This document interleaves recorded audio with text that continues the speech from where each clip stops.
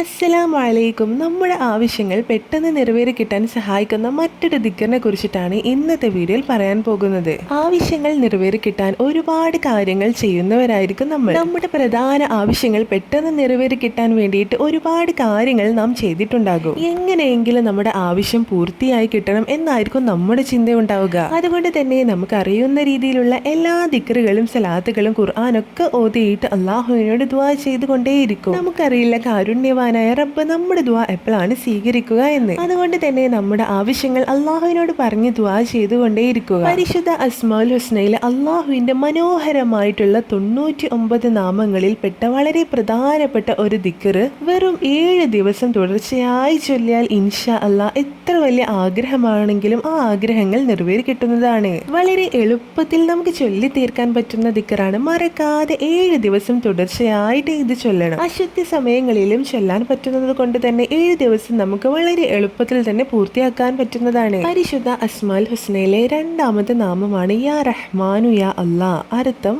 പരമകാരുണ്യവാനായ റബ്ബ് എന്നാണ്. അള്ളാഹുവിനെ വഴിപ്പെട്ട് ജീവിക്കുന്നവർക്കും വഴിപ്പെടാതെ ജീവിക്കുന്നവർക്കും ഒരു വിവേചനവും കൂടാതെ കരുണ ചെയ്യുന്നവനാണ് നമ്മുടെ റബ്ബ്. മനുഷ്യരിലെ നല്ലവർക്കും അല്ലാത്തവർക്കും വിശ്വാസികൾക്കും അവിശ്വാസികൾക്കും കരുണ ചെയ്യുക എന്ന അർത്ഥമാണ് ഈ റഹ്മാൻ റഹ്മാൻ എന്നതുകൊണ്ട് ഉദ്ദേശിക്കുന്നത്. അതുകൊണ്ട് തന്നെ റഹ്മാനായ റബ്ബിനോട് നാം ചോദിച്ചാൽ അള്ളാഹു നമ്മെ ഒരിക്കലും കൈവിടുന്നതല്ല. യാ റഹ്മാനു യാ അല്ലാഹ് എന്ന ഇസ്മ എല്ലാ ദിവസവും സുബ്ഹി നിസ്കാര ശേഷം 111 തവണ ചൊല്ലി അള്ളാഹുവിനോട് ആത്മാർത്ഥതയോട് കൂടി ദുആ ചെയ്യുക. ഇൻഷാ അല്ലാഹ് നമ്മുടെ ആഗ്രഹങ്ങൾ 7 ദിവസം കൊണ്ട് തന്നെ ഇൻഷാ അല്ലാഹ് നിറവേറി കിട്ടുന്നതാണ്.